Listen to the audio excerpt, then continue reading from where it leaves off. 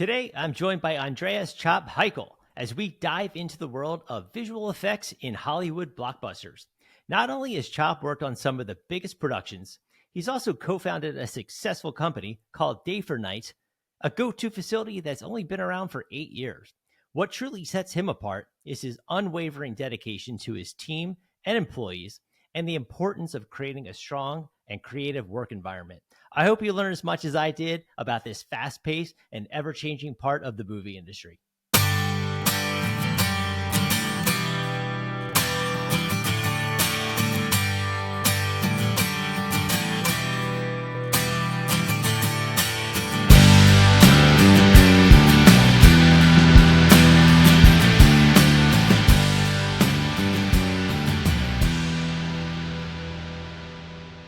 Okay, hey, Chop, thank you so much for taking the time out of your busy schedule to join me today on the podcast. Cool. Happy to be here. Yeah, man, I think, we've met virtually. We've talked many times, but this is great because when I first was told about you and your story and your company, I'm always interested in, inception and how things started. And you have a really cool background in the world of visual effects. And starting your own company to me is very hard to do for any employment, any sort of job you're doing, right? It's just hard to do. But for you, you did this after you came from another country, which is Canada, and starting back, you went to the Vancouver Film School, and starting in the beginning, which is what I typically do. Was there a moment in time when you're back in Canada and maybe an experience you had that sort of inspired you to like, oh, hey, I want to get a job or find a career in visual effects? Oh, 100%. I saw The Fifth Element. And when Bruce Willis backs up his taxi into the cityscape at the beginning of the movie, I just saw that going, yeah, I want to do that. It was sold. And then I pretty much went to my dad and said, hey, can you put me through film school? I found this course I want to take. And he goes, are you serious? And I go, yep. And he goes, yep, sure. And then next thing you know, I'm in film school for a year. Did it was about a year program back then. Couldn't find a job up in Vancouver at the time. I was living in Vancouver and happened to go to school with a guy that lived down here that I was going to a wedding. And he said, hey, you want to come work at this company for a quick little one day to help out? And I go, sure. And that's pretty much how it started. Got me down here. Haven't left 20 years later. Wow. Yeah. Vancouver is such a great city. And I think Kevin Smith went to the Vancouver Film School. Was he like one of the major, alumni of the school? He was the alumni. The guy, right? Yeah, especially when I was there. Yeah. Oh, okay. Yeah, I remember that because because I'm from New Jersey, and that was obviously like the big thing in Red Bank, where you're like, oh, this guy Kevin, he's from Red Bank, but he went to school in Canada, and you're like, what's this school? I'm pretty sure he didn't finish either. Probably not. Left early. Yeah. Yeah. Well, he's done well, right? Yeah. So then, like me, I kind of came out here and I was like, what do I do? I sat in front of my computer for hours, just like emailing resumes and like trying to get PA gigs and stuff like that. And sometimes you kind of fall into things. Friends, like you said, brought you into a world maybe you had no idea you wanted to do full time, long term, but you did start like your first feature film experience was iRobot, and looking back then, right, that was like considered groundbreaking in terms of like technology and visual effects. But like, what was it like your first major production that you were on? That was the first big one. I did a little bit of, I don't know if you remember Panic Room DVD. They'd have all these camera fly-throughs to get to the different menus. That was literally my very first job at PLF, Pixel Liberation Front. And from there, we went to iRobot, we came in after they'd shot, and we were doing Post-Viz for all the robot battles at the end. And that was just unreal. That was a very cool experience for someone who'd never seen any film stuff at all. Seeing it already shot, seeing what they're starting with and what you got to get them to so the vendors know what they're doing was very, very cool. Yeah. No, I mean, it's, I think people don't understand like what they're watching when all the work that goes behind the scenes into these shots that, I mean, I'm around it enough now, but just a casual viewer doesn't realize like how many people, how many artists, how many frames are being like meticulously worked on to make something happen that could be 10 seconds, but it could just take a long time to kind of put together. But for you, right, like you did this for a couple of years. You bounced from shows to shows, sort of built your career up. But then in like 2015, your partner Glenn and you co-founded a company that you currently still run, is DayforNite. Obviously, starting a company, like I said, it's not easy for anyone, no matter what industry you're in. But can you sort of like take us back to like the early days of the company's inception, and sort of like what inspired the both of you to just start a company, and the vision that you both had in mind for the company, and how that sort of panned out to today? Oh boy. Well, we kind of there was a group of four of us that we were pretty adamant. There was a little stretch in there where the studios used to hire everybody individually, all the artists, and then they go, no, we don't want to do this. And that's where other Pre-Viz companies came in and started say, we'll bundle everything together. You hire us, we'll take care of the staffing, take care of the equipment, and you don't have to deal with individuals. And it kind of came out of a necessity for us that we didn't want to work for these other companies. We liked the way we did things. And we had a good crew of about a dozen people that we thought we could sell to the studios and start the company based on that. And luckily, Glenn was offered the supervisor role on Thor Ragnarok, which was insane for us to get a Marvel show to start the company. Yeah. So when we pushed this to the execs at Marvel, they go, well, who's this with you and Glenn, or with Glenn? And that's me. So they brought me in to meet the execs, and we had to tell them how we could do this. We actually had to create an Australian entity, get ourselves work visas, and be able to get over there in like 3 months to Sydney or to the Gold Coast where they were filming. And yeah, we said, no problem, we can do it. We didn't know if we could do it at the time. And we got all that done, and it's scary and tough to start your own company for sure, but it's well worth it. We went through a lot of times where we're just going, how are we going to make payroll? We had to get used to how studios paid you.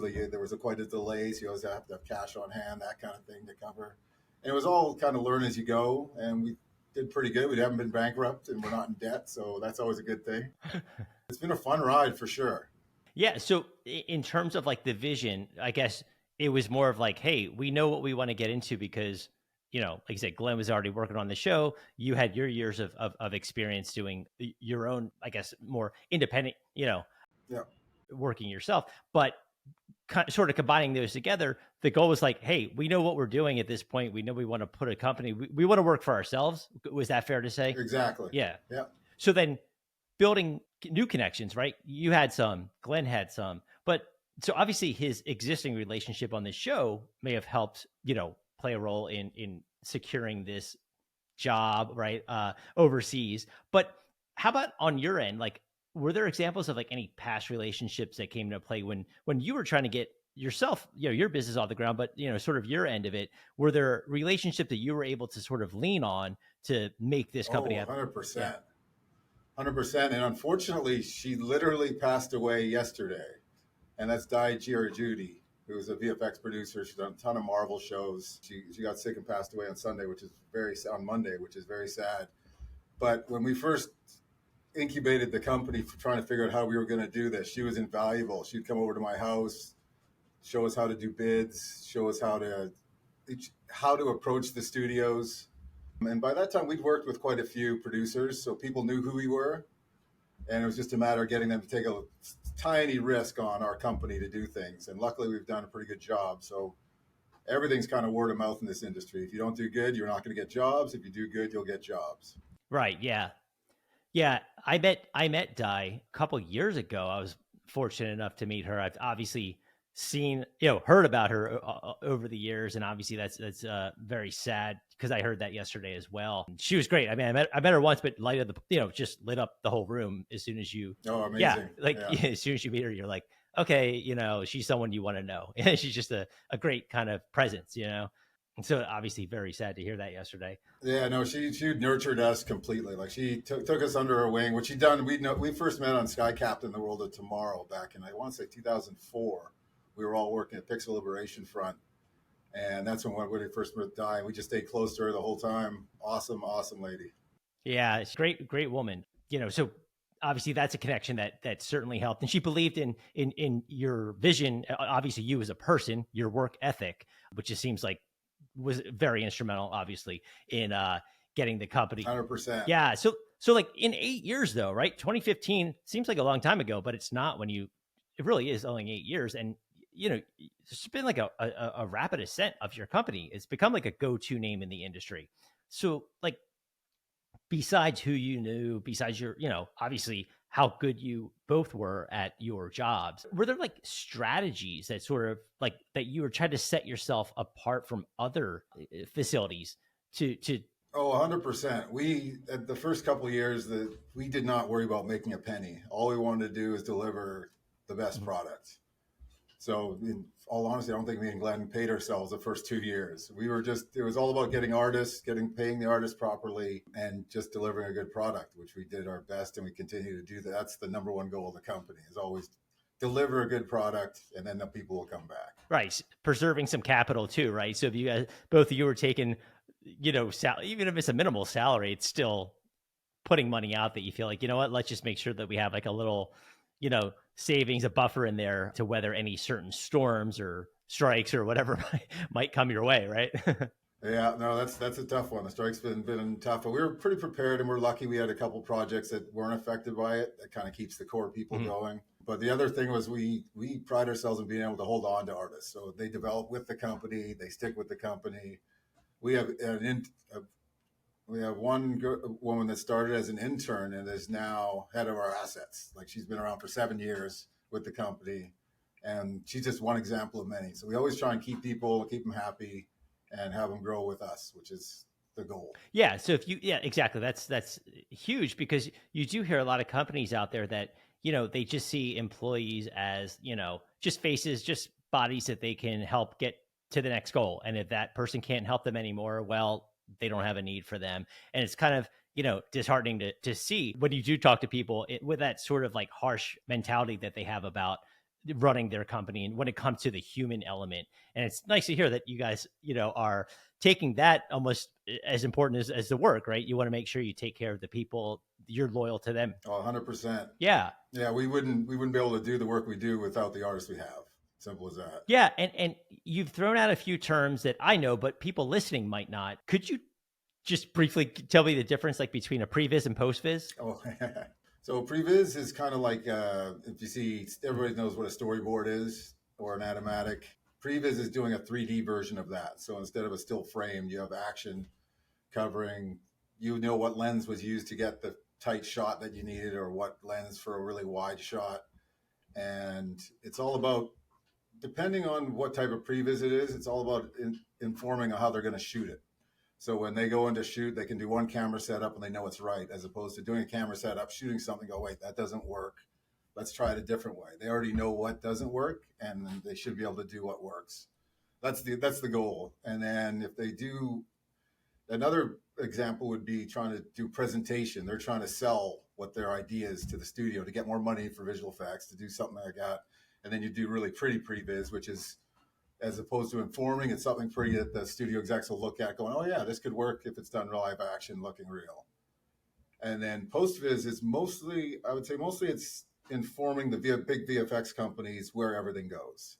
That, and putting stuff together that instead of looking at a green screen, you have a temp background in there for screenings, early screenings, so they know if something's working or not. So editorial for the producers or the execs. It's all about informing what's going to happen down the road. Gotcha. Okay. Yeah, no, thanks. Because I know I've heard enough about it in the years I've been around, but people listening might be like, what's that? What's that? But like, speaking of technology, right? Like, how does DayforNite sort of stay like ahead of the curve in a way? Technology changes quickly, right? And there's this, innovation to deliver a higher quality, and your stuff has to look better than whatever was released, last year. And think, how do you guys like, stay ahead of that, or like at the cutting edge of technology?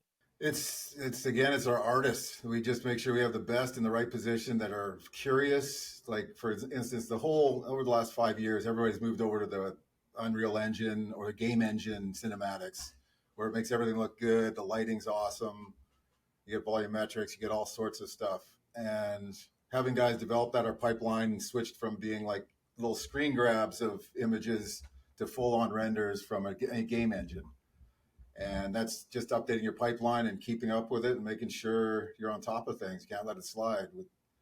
AI coming up. That's another big one that's going to be interesting. Yeah, that's a good segue, right? Like if you know, would be interesting to hear your opinion on that, if you don't mind. Oh boy. Or Think, not. yeah, in the visual effects industry, I think further down the line, post-production is going to affect the most quickly, because that's going to be they'll figure out how to rotoscope without having somebody go paint frame by frame. The AI will figure out what goes and what stays, that kind of thing, as it learns. And that would be the biggest, quickest impact. But even today, our pipeline guys are using AI to help them do code snippets, that kind of stuff. Doing examples for art department. You can say, hey, I want someone dressed like this in this period. And all of a sudden you have an image rendered. Oh yeah, that's kind of close. And then make something similar to that.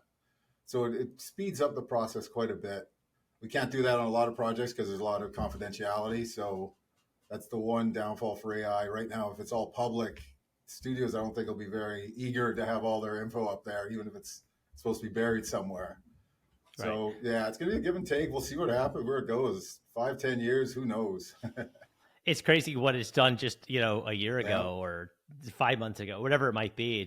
It moves so quickly. And I think that people don't know, like, what is the end goal? I don't know, but sort of the proponents of it want to keep pushing it and pushing it. And people who are a little more skeptical are like, hey, maybe we kind of slow this down a little bit. Or you have people that are just completely like, nope, I know it's going to take my job. Yeah, no, it's going to take jobs for sure. It's odd times, but it's exciting. Like, it's different. So you just got to roll with it.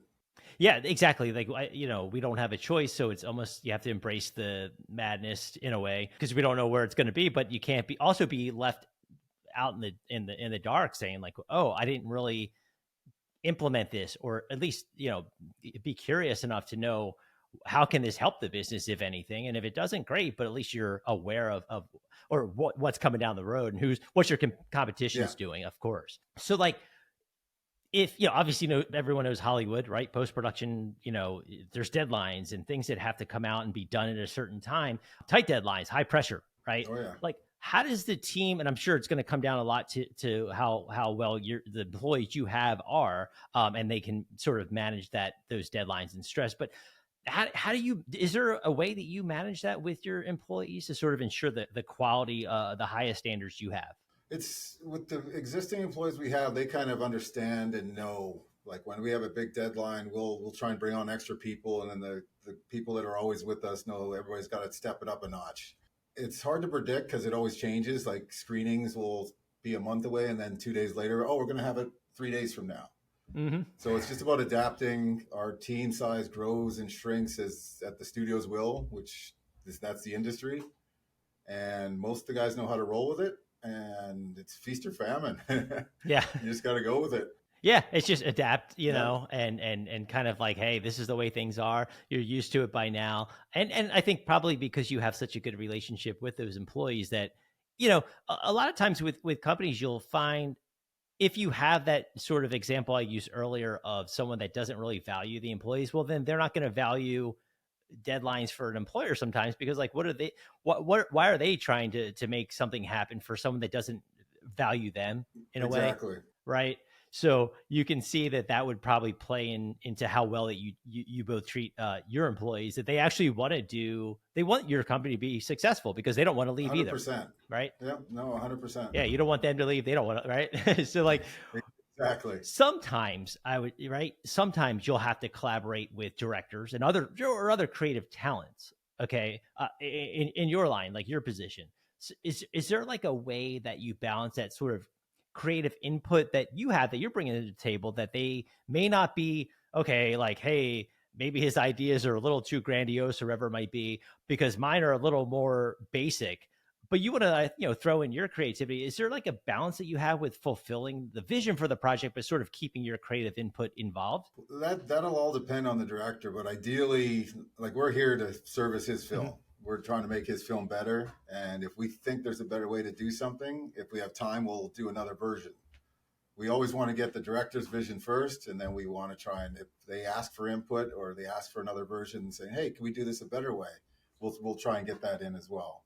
But the first and foremost, get the director's vision. We're there to help him get his film out.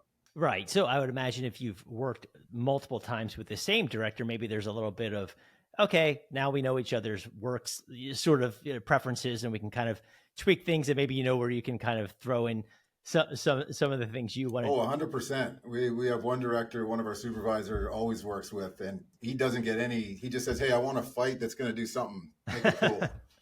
And then our guys will put something together, and he'll either like it or not like it, but it's done quickly, and he can say, "Yeah, no, that's on the right line, not the right line." So that happens. I'd say about half the time. The directors are very very engaged, and then or director or supervisor is very engaged, and then the other half, there's someone that says, "Hey, we got storyboards. Make this exactly like this." That's cool. Yeah. I mean, it helps to have that it's just more trust, right? They trust you and they Exactly. know how well you do your job. So they're willing to say, hey, just give me something cool. Yeah. Yeah, no, exactly. That's what it takes. Yeah. And speaking of cool, like we're here in America, we didn't play this much, at least where I grew up, rugby, right? So that's a passion that you had growing up, right? So, and I know, like I see on social media, you're always at rugby matches and globally. Oh, you're out there all the time, like checking things out, which is cool.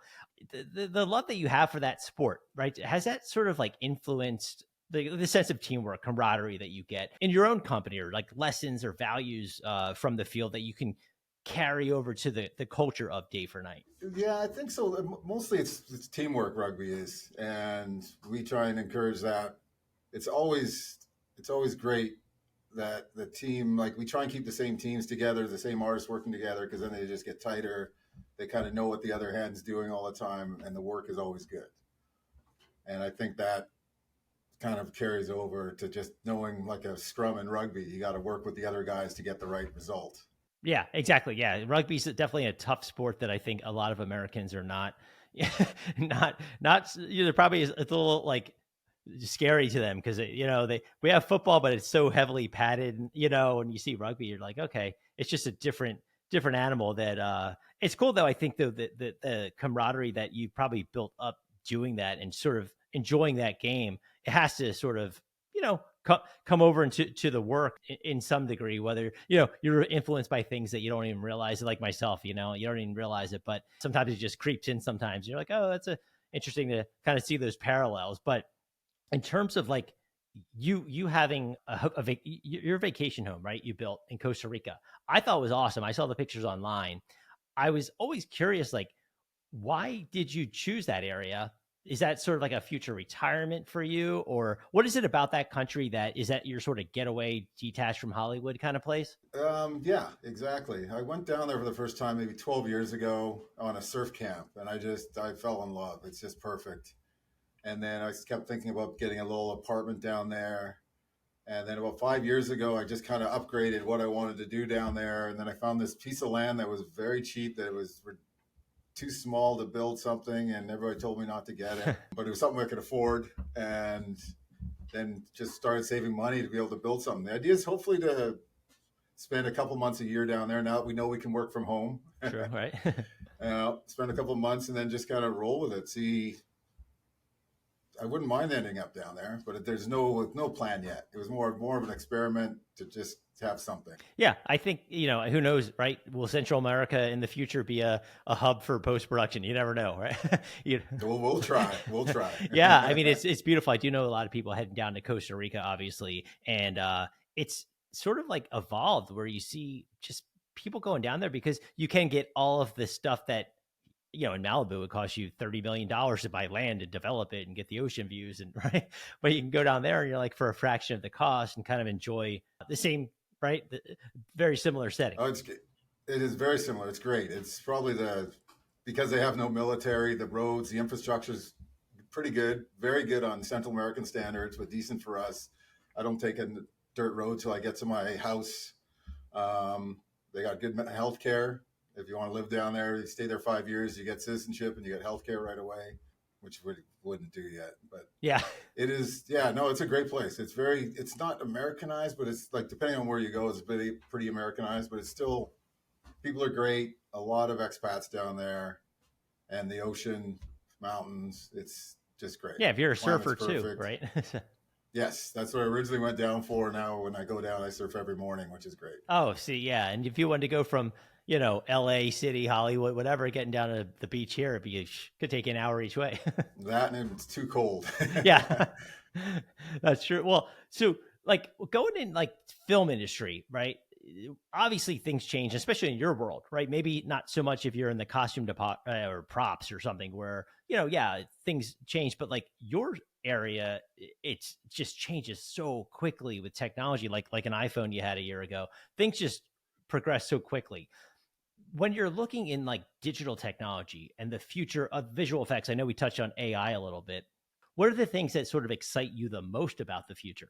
Well, AI excites and scares me the most. They're just endless. Just the real-time component. Real-time engines are just getting better and better and easier to use, where you just get this stunning looking image sequence with not as much work. Like you used to have to render it out on a render farm.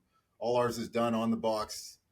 And it just gets better and better. Each iteration gets better. So it's great that everything's like, it's going to be full photoreal in a couple of years. Even just Pre-Viz will be photoreal. And that's exciting that you can put something that good together that quickly. And that helps sell the film or to the execs, or it helps guide the shoot, which it's meant to do.